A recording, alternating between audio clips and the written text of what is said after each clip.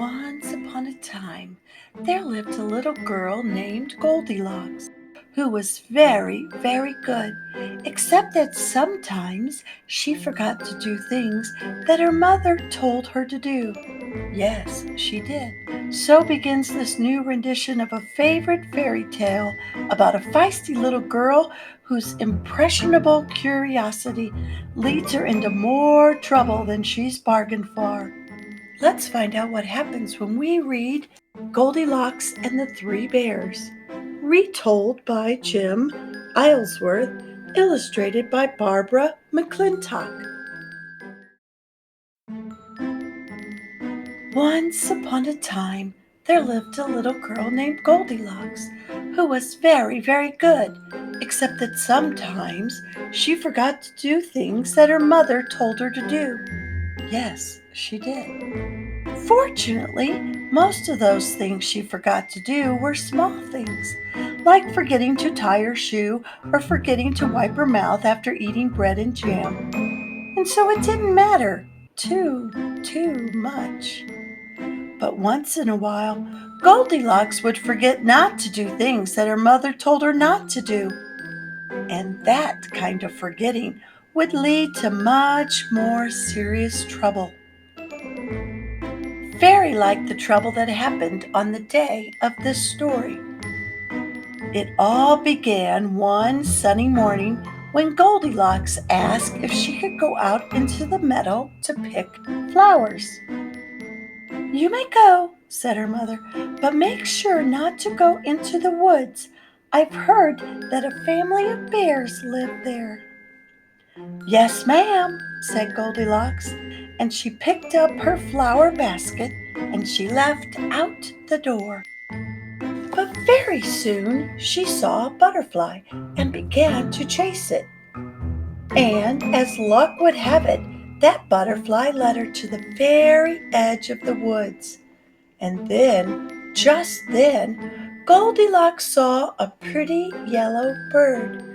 And wanting to see more pretty birds, she forgot not to do what her mother told her not to do.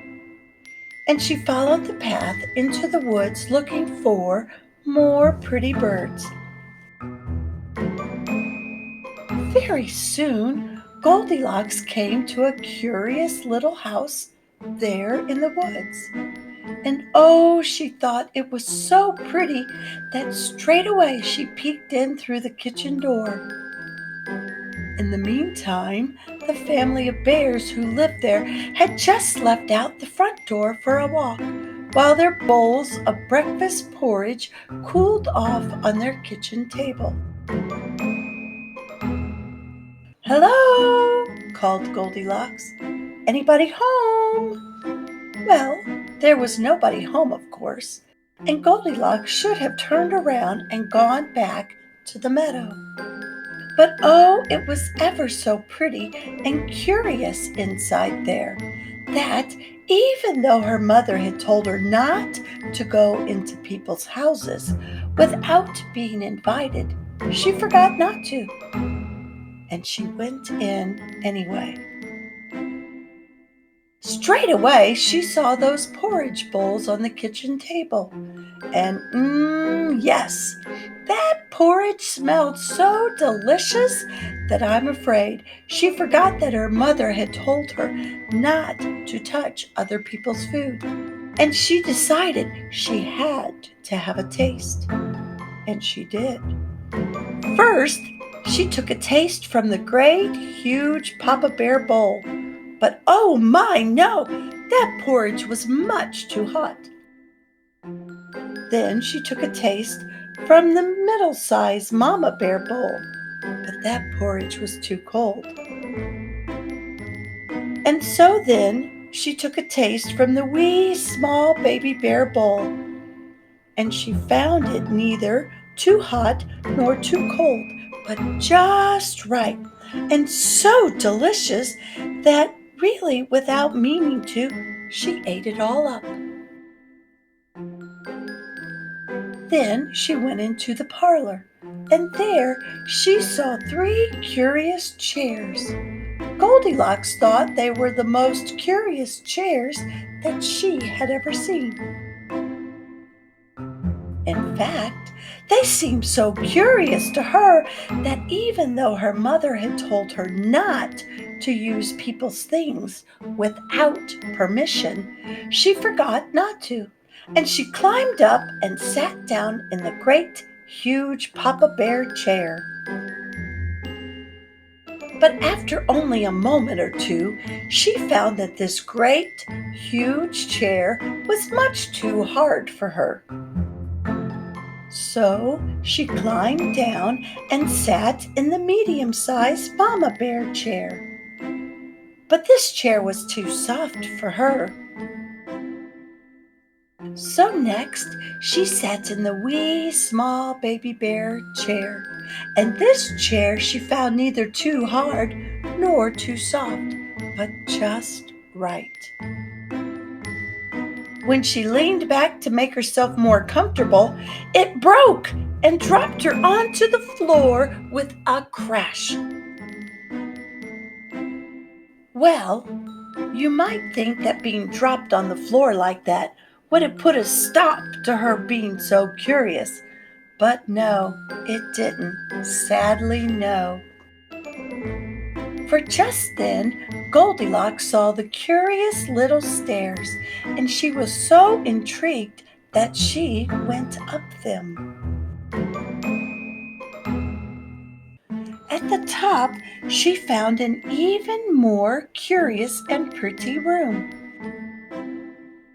And even though her mother had often told her not to be nosy about other people's private business, she forgot not to, and she went in.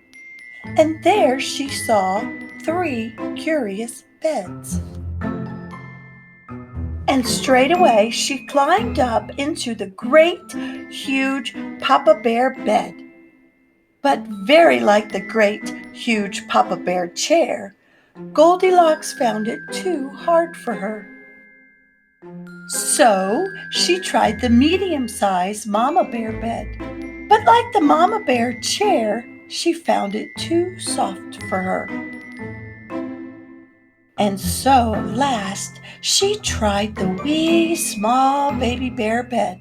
And yes, she found it neither too hard nor too soft, but just right. And so very, very comfortable that without really meaning to, she fell sound asleep. Then, just then, the Bear family returned from their walk. The great, huge Papa Bear went over to the kitchen table and in his great, huge voice said, "Someone's been eating my porridge." Then the Mama Bear looked at her bowl and in her medium-sized voice she said, "Someone's been eating my porridge." And then the Baby Bear looked at his bowl and in his wee small voice he said, "Someone's been eating my porridge, and they ate it all up." Then they went into the parlor. "Someone's been sitting in my chair," said the Papa Bear in his great, huge voice.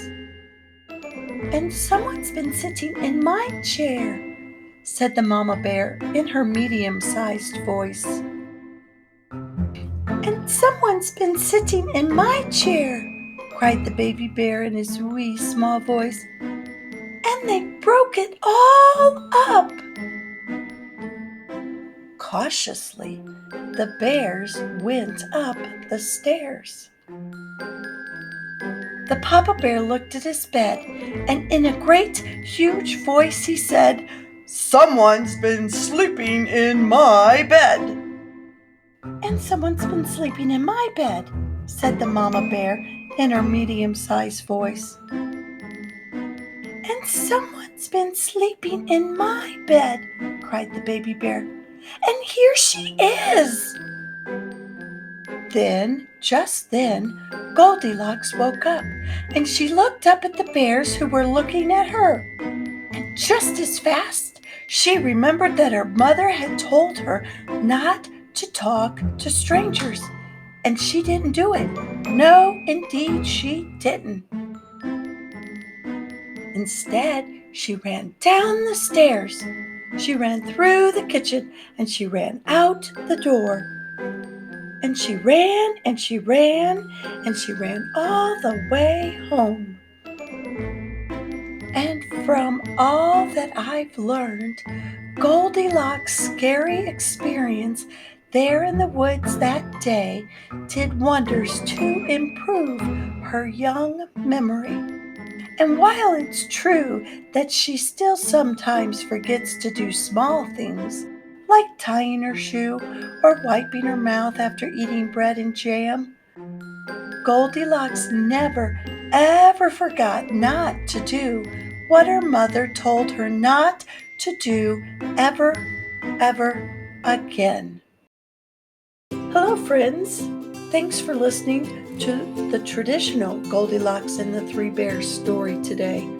I have several other fractured fairy tale versions of the Goldilocks story. If you would just check out my channel, Storytime with Lorelei. And if you liked this book, please click like and then share it with all of your friends. Thanks for listening. Bye for now.